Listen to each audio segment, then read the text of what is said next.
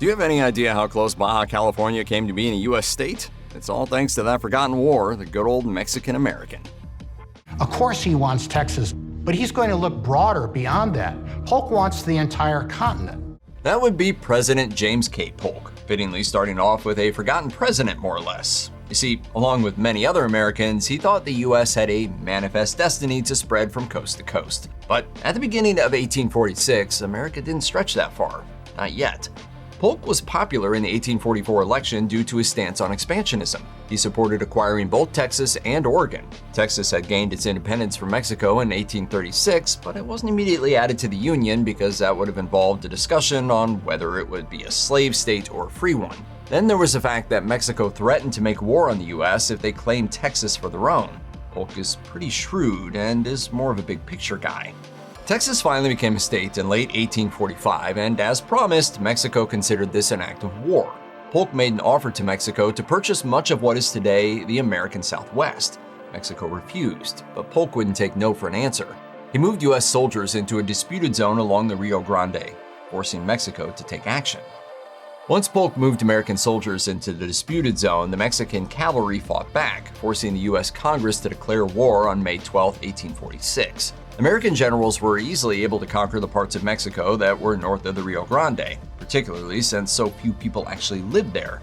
They then turned their sights to the south. General Zachary Taylor captured Monterrey in September 1846. With the situation getting worse, Mexico reached out to General Antonio Lopez de Santa Anna for help. Not to get too far in the weeds here, but he was living in Cuba after being exiled there. It's a long story. Anyway, Santa Anna managed to convince President Polk that he would work things out favorably for the U.S. when he went back to Mexico, but he did the opposite. He led the Mexican army full speed ahead into the war against the U.S.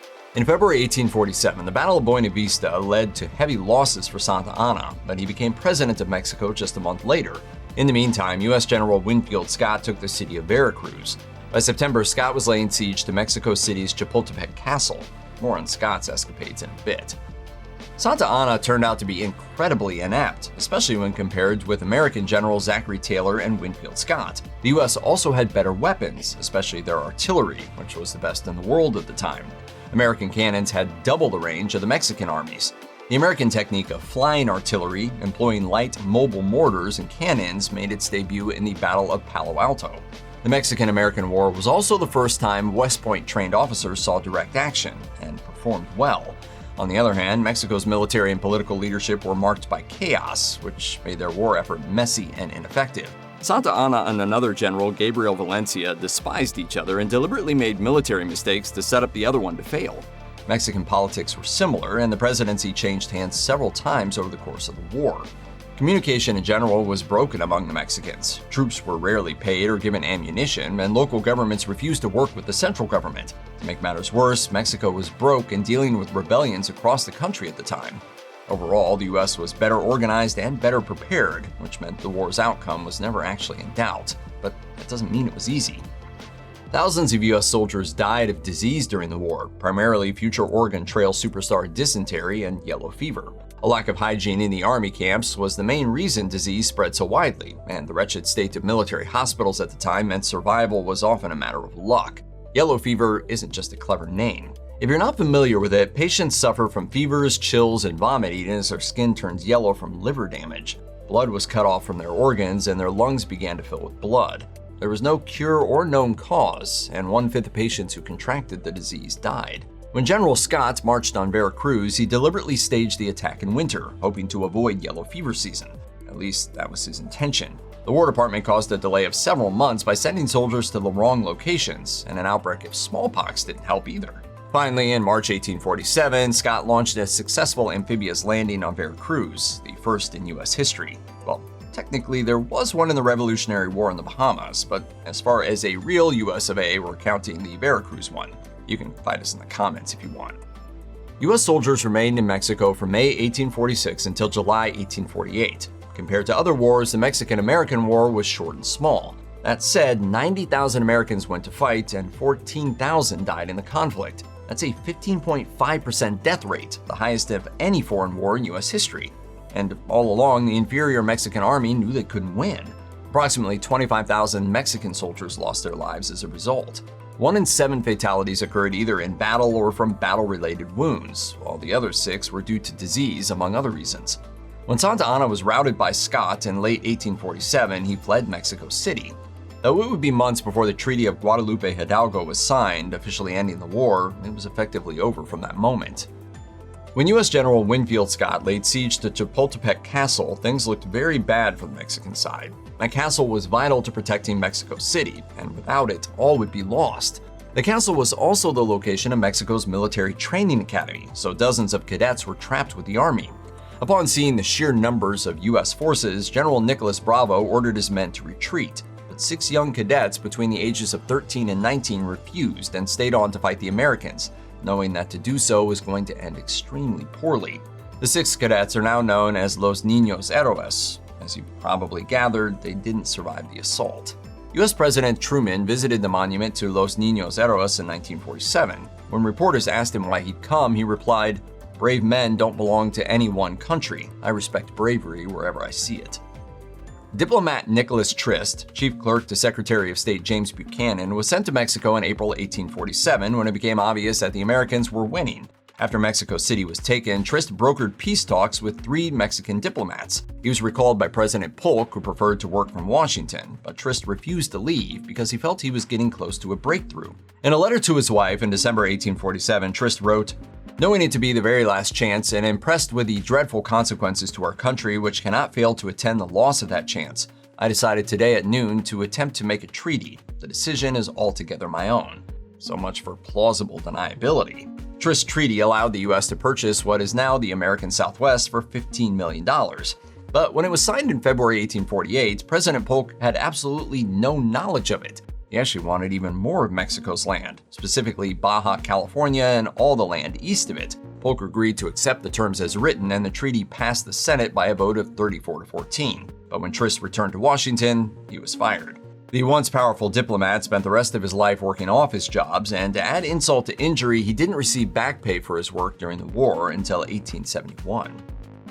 Mexico gave up 55% of its territory in the Treaty of Guadalupe Hidalgo, and the Rio Grande was established as the new U.S.-Mexico border. And that's why we call it the Rio Grande instead of the Spanish way, because it borders American land now. Mexico is essentially lopped in half, and the United States takes the half of Mexico that is the least populated. The ceded territory included parts of present-day Arizona, California, Texas, New Mexico, Colorado, Utah, and Nevada. And don't forget that Baja California was almost part of the deal, so it could have been much worse for Mexico. 4 men were appointed, 2 by each government, to survey and set the new border, and an additional 47 border markers were added, where there were only 6 before. Most markers were stone piles, though a few of them had inscriptions on them. In the 1880s, a boundary commission was created to remark the border. After Mexico gained its independence from Spain, it affirmed that native Mexicans were full citizens and had a right to their land. But with the signing of the Treaty of Guadalupe Hidalgo, those native Mexicans were now American. The treaty included provisions guaranteeing that native Mexicans would retain rights to their land, at least on paper, but surprise, it didn't work out quite that way. Now that they were so-called Americans, the indigenous people, as well as any Africans living on those lands, had it far worse than before. White settlers flocked to the new territories, often forcibly displacing indigenous people who lived there. In California in particular, many Native Americans lost their land. As Navajo historian Jennifer Dennett Dale explained, the American rationale for claiming these lands was to bring peace and stability to the region, but the United States only escalated the cycles of violence among Navajos, other Native peoples, and New Mexicans. Several leading intellectuals and politicians opposed the war, including Abraham Lincoln, Ralph Waldo Emerson, and Walt Whitman. In general, American abolitionists worried that the war was simply a way to bring more slave states to the Union, while others thought of it as an expansion of manifest destiny with a side helping of white supremacy. Shortly after the start of the Mexican-American War, Pennsylvania Congressman Democrat David Wilmot introduced the Wilmot Proviso to Congress, which would ban slavery in any territories acquired from Mexico after the war. The proviso passed in the House of Representatives due to an alliance between Northern Democrats and Whigs. This marked the first shift in U.S. politics from alliances by party to alliances by region. But the Senate was dominated by Southerners, so it was no surprise that the measure failed. Still, it brought the debate about slavery to the political forefront, where it would remain for decades and have dire consequences for the nation. The Compromise of 1850, which brought California into the Union, held off the Civil War for 10 years, but it began to feel all but inevitable. In his memoirs, U.S. President Ulysses S. Grant wrote, "The Southern Rebellion was largely the outgrowth of the Mexican War. Nations, like individuals, are punished for their transgressions. We got our punishment in the most sanguinary and expensive war of modern times." During the Mexican-American War, women who traveled with the armies and lent their skills to cooking, doing laundry, nursing, and more were called camp followers. Wives of enlisted U.S. soldiers were allowed to follow the men as cooks and laundresses, and the Army actually paid 4 laundresses per company. Back in the 1840s, the U.S. Army didn't allow women to fight, but the camp followers chose to risk their lives in the war effort. Maria Josefa Sasoya was a camp follower of the Mexican side during the Battle of Monterrey, bringing food and water and providing medical care to soldiers on both sides. While she was wrapping a soldier's wound with her handkerchief, she was shot and killed. U.S. soldiers praised her compassion and humanity and called her the Maid of Monterrey. Similarly, while American Sarah Bowman was giving soldiers food and water during the siege of Fort Texas, a bullet passed straight through her sunbonnet. Camp followers were ordered to stay low to avoid exactly that kind of thing, but Bowman refused and kept on working. She was given an honorary military rank for her efforts, and at the end of her life, she was buried with full military honors.